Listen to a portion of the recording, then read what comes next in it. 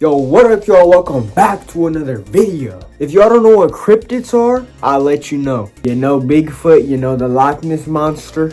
Creatures that are claimed to exist without truly existing. And just like how we got mythology in comics, we got Thor in Marvel, cryptids also sneak their way into Marvel. So let's take a look at the cryptids of Marvel. First up, Sasquatch. Yup, that's right.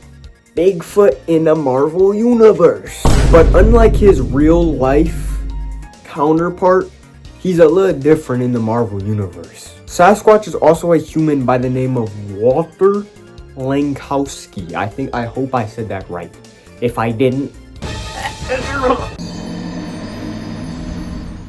geeking, I'm tweaking for what? Now, Lankowski's a little interesting guy, right? He's extremely smart, a very smart person, and he just happens to be very athletic. Blood played football in the NFL. But he met none other than Bruce Banner in college. He just so happened to be very impressed by all the gamma work.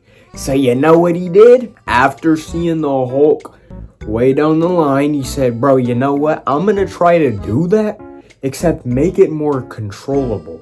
And so he began to try. Until one day, blood got to the experimenting for real, and just like the Hulk, guess what happened?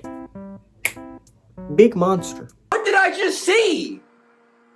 What did I just see? He was actually pretty successful.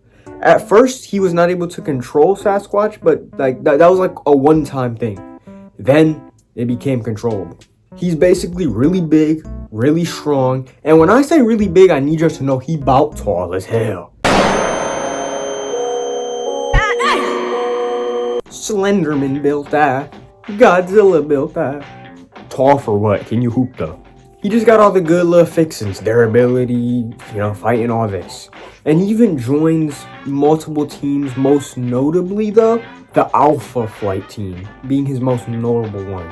But here's where his story gets a little crazy. Boom, he experimented with gamma, so he got his powers, right? No sir, no sir.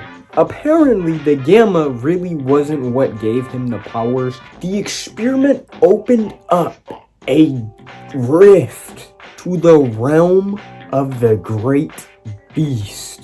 And a beast by the name of Tanarak, possessed him. Therefore, he gained his Sasquatch abilities. I don't even know, bro. I don't know what's going on no more. It ain't nothing simple no more, y'all. Not very much like our Bigfoot that we know and love. However, there's another big-bodied individual that is actually pretty similar to what the cryptid folklore says, and that is Wendigo. Wendigos are a fairly simple concept when it comes to folklore. Cannibalism. If you consume human flesh, you turn into a Wendigo. Look at you. I see you getting ready to turn. Why you nasty at that, goofy at that? Oh, I wasn't talking to you. I was talking to the person behind you. Do not stand behind them. They hungry. I ain't consuming no flesh, but I am consuming coffee. It's been a long day.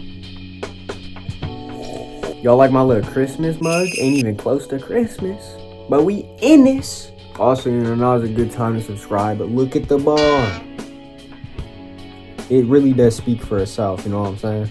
Okay, enough yap. Wendigos pretty much undergo the exact same process in the Marvel universe that they do in folklore. Cannibalism.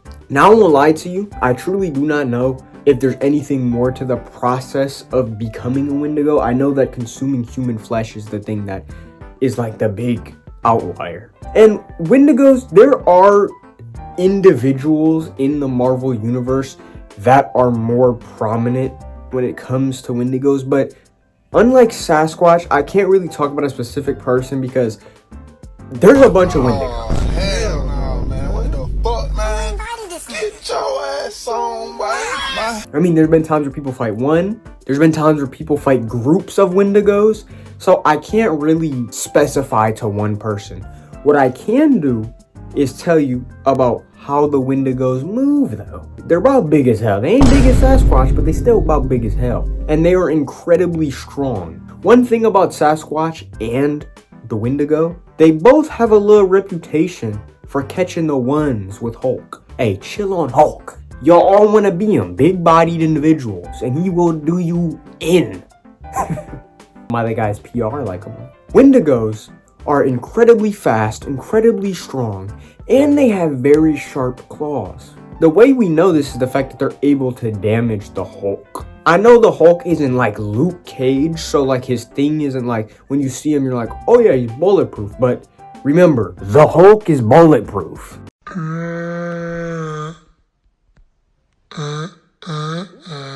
So, claws being strong enough to damage the Hulk's skin is a interesting thing. Hulk, Wendigo, and Sasquatch have been seen together before. Obviously not on good terms, but you know what I mean. Werewolf by night. Even though werewolves are a very big thing in fiction, they're still considered cryptids. So let's break it down and let's get into that boy Werewolf by Night.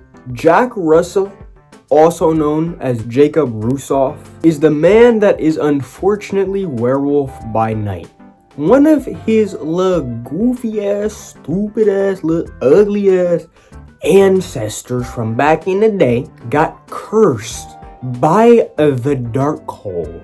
Let one of my ancestors curse me. I'm going back in time and we're just gonna have to catch the ones. I got that old school artillery too. Let's talk about it. Let's talk about it. Why you cursing? Why you cursing? Unfortunately, this curse meant that our homeboy Jacob was going to turn into a werewolf on his 18th birthday. Now, no, this is not a permanent transformation. Upon like first time or whatever, it was a little uncontrollable. Big bro Jacob learned how to control it though. There comes a problem. His life is already a little foiled, right? So he becomes a crime fighter as Werewolf by Night. Cool. Well, every single full moon, he enters a savage mode that he simply cannot control. Werewolf by Night originally is fast, strong, all the fixins, right? When he enters this savage mode, it's that on steroids. It's that off some fent. It's that off the crack pipe. It's that off everything. It's crazy work. He gets bigger, stronger, faster, everything. And he's uncontrollable. So most of the time, he attempts to lock himself in a room on a full moon to avoid, you know. Next up, the Kraken. Now, the Marvel Universe, just like DC, is no stranger to their aquatic life and strange aquatic occurrences. Mainly due to, you know, Namor's existence. But many funny little things happen in the sea. Some of those things being giant squids. I'm pretty positive nothing I will be talking about with the Kraken is the same animal, but they all exist. Firstly, Avengers number 27. Basically, Atuma is trying to flood the city because water villain. The Avengers though are not trying to hold that, they're trying to stop it. And Quicksilver and Hawkeye are in a little submarine driving in the ocean and they come across a Kraken. They maneuver through the tentacles and drive past, but imagine what that would look like in real life. Hell no, no. Y'all ain't know I was about to hit notes like that, did you? Motorsport. Cap. Next up is from Tales to Astonish number 93. I wish I could say more about this. Namor is extremely injured, so he starts swimming through the ocean. And he sees just a Kraken. And he's like, hey, that's a Kraken. And then he starts glazing it. And then he swims away. Lastly, Fallen Sun, The Death of Captain America, issue number 2, shows the Avengers just fighting a giant squid in the ocean. And then Namor just pulls up, blows a horn, and says, y'all need to cut it out. Everybody just kind of walks away. Namor is such an odd individual. You can clearly see though, all 3 renditions of these Krakens, all different colors, different sizes from what we're able to gather. The last cryptid I will be talking about is the Golem. Now I suppose golems are from Jewish folklore. I did a little research. For this video. And basically, what I could gather, what I will tell y'all, is in folklore, citizens created golems out of mud and clay or whatever to defend themselves from enemies. Y'all played Minecraft before? I felt like that one sentence low-key explained it better than I just did. And for this Marvel golem, I'd like to take you on to Marvel Knights 4, number 22. And ironically, what did I just say? Jewish folklore? Guess who is the main character of this story? The Thing. Basically, Jessica Jones and a Daily Bugle reporter let Ben know there has been like attacks on Yancey Street on specifically rainy nights. So Big Ben do what Big Ben do. He step outside, chest pointed up, and he handle business. And it doesn't take very long at all. He ends up finding the golem. And the golem has no words, just hands. Y'all know it. Say it with me if you know. These hands are rated E for everyone. They squabble for a little minute, and the Thing's trying to talk to him. He's trying to, see what's going on. The Thing ain't just all squabbles. He got the brains too. No response. The Thing is a Jewish character. He must know all about his little golem history, because he calls the golem Joseph. And I guess, apparently, y'all can let me know. If y'all know about the golem lore, let me know in the comments. But I guess there's something about the name Joseph and golems that are connected. And the golem finally locks in. It's like he taps into something. And the Thing's just like, hey bro, you gotta chill out here wilding out. And he takes him to a river.